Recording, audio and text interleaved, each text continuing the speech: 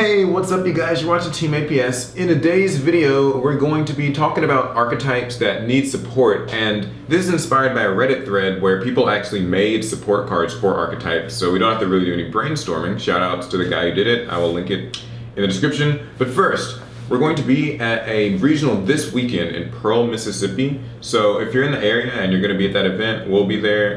You can meet us, maybe play some friendlies, take some pictures, we can trade. Bring food. Yeah, any of those things would be wonderful. This it's a tricky one. It's a normal spell. Tribute any number of Mecha Phantom Beast tokens you control, and draw that many cards. You can only activate one in-flight meal once per turn. Does this make the deck, It does not make the deck very competitive. Now, it is balanced. I will say that because it specifically says Mecha Phantom Beast tokens as opposed to just regular tokens, because then you can abuse it with anything. But by specifically saying Mecha Phantom Beast tokens, I don't think it makes the deck top tier. My problem with it is it doesn't... Because, the basis of this was stuff like, Blaze Accelerator Reload, where, it actually made Volcanics a pretty good deck. I feel like with this card, it doesn't advance the strategy at all. You're not creating any tokens, you're not summoning any new monsters, you're not searching anything. The deck's not a spam deck. You're not drawing any new cards. I mean, you're drawing new cards, but you're not adding any advantage to what you have, because drawing cards means nothing. It's like taking the Max C challenge about the OTK. Yeah. Whatever you draw means nothing. It's technically actually a neg 1.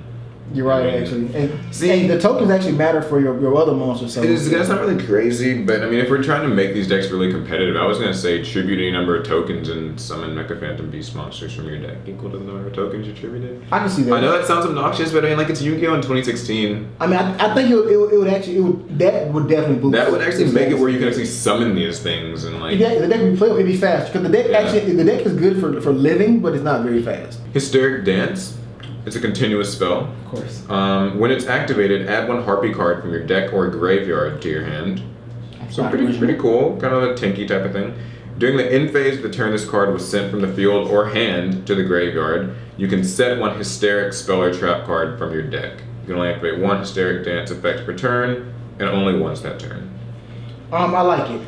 The fact that you're able to I agree. Tutor into your Hysteric Party, which is a very, very powerful card. I think it's good. You can tutor Hysteric Party and you can tutor Hysteric Sign. Agree. Yeah, Sign's not a great card, but but just the thing is, anytime I can get a trap out of my deck and have it already at the ready, as opposed to drawing it and setting it for a whole another turn, I'm for that. And if it ever gets discarded, you still get the search. Set a card straight. That's pretty good. I like that actually. I don't think it'll make them like tier 1, but it would make them a little more viable. It'll make them relevant. Next one, Pharaoh's Blessing, Gravekeeper support. Of course. This person didn't say if this was a spell or trap. I'm just gonna assume it's a spell. Okay. Because they tend to be. Special summon one Gravekeeper's monster from your deck. Necro Valley must be face up on the field to activate and resolve this effect. You can banish this card from the graveyard, unaffected by Necro Valley, and add one Gravekeeper's monster or Necro Valley from your deck to your hand. That's a trap. Yeah, maybe it is a trap. That's a trap. I don't know. They didn't make it great. It just makes more sense to be a trap. One, it fits the Gravekeeper's theme, and two, anything the whole banish from graveyard, it's a trap. So first we get to summon a free one from the deck. From the deck is good. There's no level restriction on these. No level restriction. Oh, yeah, so that's which they probably should have added. Yeah, they probably should have. Because some of the higher ones are a little clunky. Like the big. Is level 8 or whatever, the big one that who stops grave effects and things like that. And then also you get to banish from your grave and tutor another Gravekeeper monster or Necro Valley. And of course it can be banished even under Necro Valley. So it's actually pretty good. I'd say good. I think it's good. I think that's good. I don't want it to be good because I don't think we need Necro Valley. Necro. We don't need Gravekeeper showing back up in this day and age. I'm just saying from how we played it and played against it. But I think it's good for the archetype. Once again, I'm not sure it'll be a top tier thing, but given how much stalled, or not just stalled, just how much advantage decks these days can get, with card of demise and decks like that play those kind of cards. Yeah. I feel like it'd be great because you can card of demise, set your whole hand and still be able to search through other stuff. So I'd say it's a thumbs up. I wouldn't like it. I don't like Gravekeeper. Yeah, exactly. I don't want to have to see it out, but if it had been made, I'd like it. I think it's worth it. All right, Necroz Illusion, normal trap. Send one Necroz ritual spell card from your hand or deck to the graveyard. This effect becomes that ritual spell card's effect when it's activated. So it's like Urgent Ritual Art. Yeah, really similar. If you have no trap cards in your graveyard, you can activate this card the turn it was set. You can only activate one Necroz Illusion per turn. So, it's not unbalanced. It's a little too good, though. You gotta think about it because not only you're sending one from the hand, right? Mm-hmm. And you get that effect. So there's that, and you also have the fact you also have the ability since you have the one in the grave, you can banish that to search out another. Like it actually does add advantage when you look at it that way. Yeah, that's true. Because I guess since you're sending the thing to the grave, you'll get Yeah, and plus remember, it's not like they play traps anyway, so it's always so it means it's a one-up and a trap. It'll be from the hand always. So yeah, I mean, I think that would this make like Necroz viable again though? No. I don't really think so. No. They still don't have their monsters are their biggest. Their monsters are still all gone. Yeah, so exactly. Their monsters are their key points, so the spells mean shit. Send one Madolche monster from your deck to the graveyard. Target one banished Madolche monster with the same level and add it to your hand. If you control a face-up warrior type Madolche, so that one guy. Messengelado. Yeah. You can special summon the banished monster in face-up attack position instead of adding it to your hand. Oh my god, that is awesome. You can only use the effect once per turn. Have you ever heard of Hoot Cake? Yeah, that's kind of what I was thinking. You don't even need Levier anymore.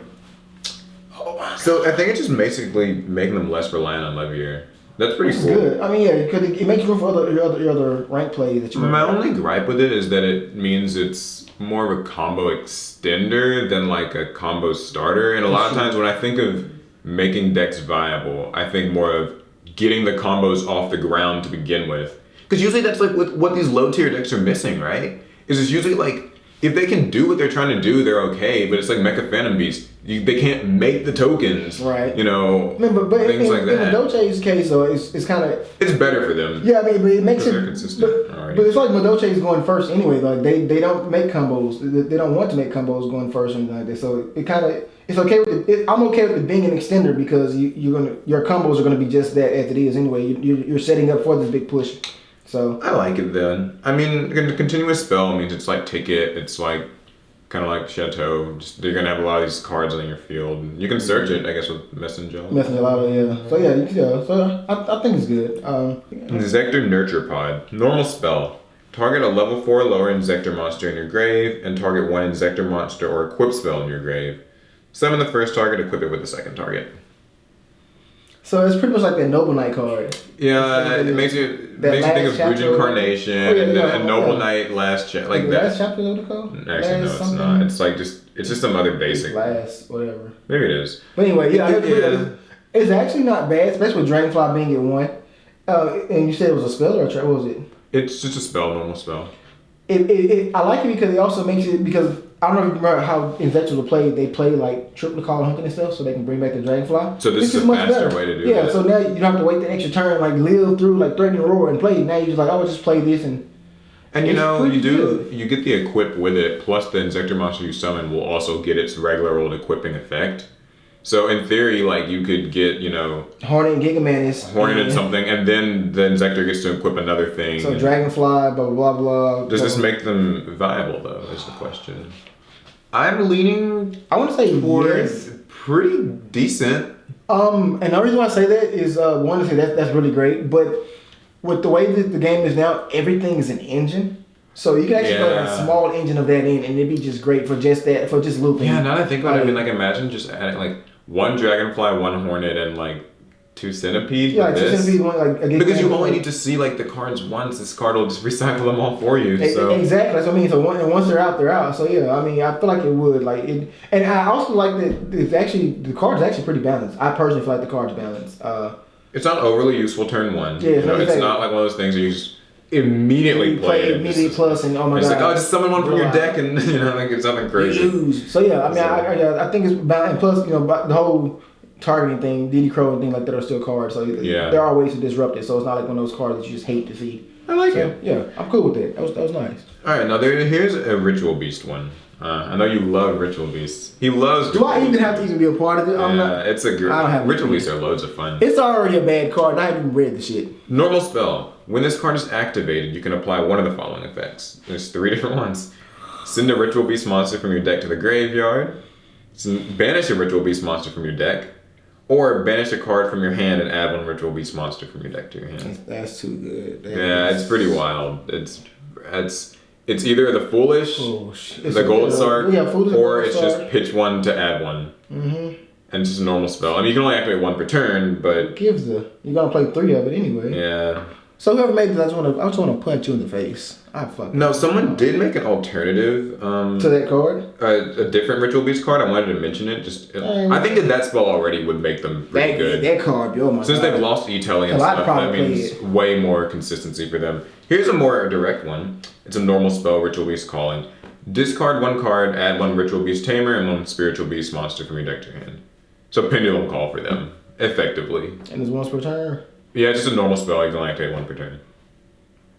Still good. Yeah, they're both good, honestly. One, I guess, just does a little bit more setup, where the other one is just like... The only thing that makes that fucking deck good is OT Cannonhawk. I hate that fucking bird. OT Cannonhawk is the only reason why that deck even tries to do shit. Yeah, I mean... It is. The rest of them are ass. The rest of them are pretty meh. They are ass. See, that's my thing with that deck, is like, it would just... Birds. It's just turboing into Ulti Cannonhawk and just getting the card. Yeah, you get 6 fucking searches and then you set your hand loads of Steves every goddamn where. But so we do agree it's a good card. We do agree it's a good card. Either of these, I think, would make it... if they make that card, I'm punching Ritual Beast players in the fucking face. And I mean that. I'm starting in my locals. Next one's for one of my favorite decks. Actually, I'm starting with the twins, because one of them play Ritual Beast. Saber Battleground. Oh, this is it's a field spell, X-Saber card. I think this would actually help. I didn't make this up either, some person. When this card is activated, you can add 1 level 4 or lower non-tuner X-Saber monster from your deck to your hand. Wow. That's neat. That's really good. Can't search Vault Troll, but I mean, Ember's Blade, Dark Soul, Boggart Knight. yeah. Pashul. So he's a tuner. Huh? Oh, you're right. Pashul's a tuner. But here, once per turn, when an X-Saber monster is summoned, you can special summon 1 X-Saber tuner monster from your hand, deck, or graveyard, and if you do, take 500 damage.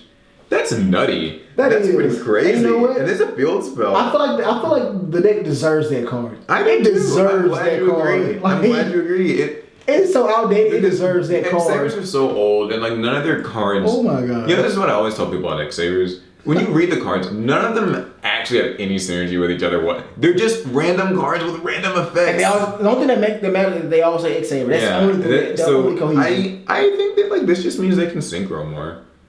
I mean, at least faster. See, the thing is, okay, yeah, this is once per turn too. So once per turn you get to summon a tuner from the grave. So not obnoxious, because at first I was like, wait, normal summon Boggart Knight, activate effect, and you get a tuner, and then special summon Fall Troll, and you get a tuner, and then like you sink, and you use Fall Troll. I feel like that could get a little, that could actually get nuts. But yeah, the hand loop is still real. Yeah, this would, that'll make that hand loop so fast. That hand loop would be, it would be the new like wind up hand loop. It could be so much more consistent. Yeah, so real talk, this was fun. I think some of these cards are really good. I like the Saber one. I don't like Necro Valley or Gravekeeper, but I liked the card. I like the card for it. I didn't like the Necros one as much. I think that was Necros one's like iffy. The Necros and Mecha Phantom Beast were kind of... Mecha Phantom Beast one's iffy. They were both iffy for me. Insector one was cool. Insector one I think was decent and it was balanced. The fucking Ritual Beast one is actually good. Crazy. They were good. I'm not even gonna lie, and I don't want that. I'm just gonna be honest, I don't want that. I love the idea of Ritual Beast just being able to make Ulti Cannonhawk all the time. But yeah, so I mean, I think this is pretty fun. Ridiculous. If you guys want, think of some fun, creative cards in the comments that would make your favorite bad old archetype decent. Nothing too broken. We have to be fair. Nothing crazy. It is realistic. Nothing that's like, you know, oh, you just add 3 of them to your hand and special summon one. Like, you know, reasonable things. I think Cloudians, I think, you know, decks like that could really use. Cloudians need a tuner. That's all they need is a tuner. Yeah.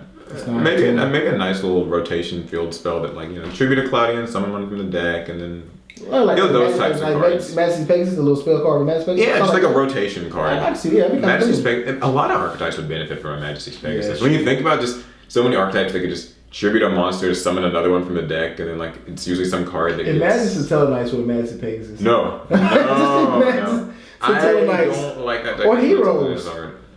Yeah, I mean, things are getting out of hand here. I think we gotta cut this video. Possibly, I'm running on low sleep, so yeah. But cocaine's a hell of a drug. Hope you guys liked it. Leave your thoughts in the comments. What would you do to make your favorite archetype better? Maybe not broken, but better.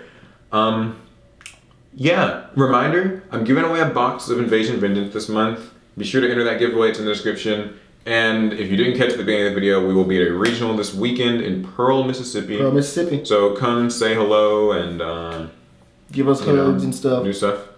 Yeah, and that's going to be it. Subscribe. New Yu-Gi-Oh videos coming soon, stuff like that. And we'll see you guys in the next one. Later. Peace.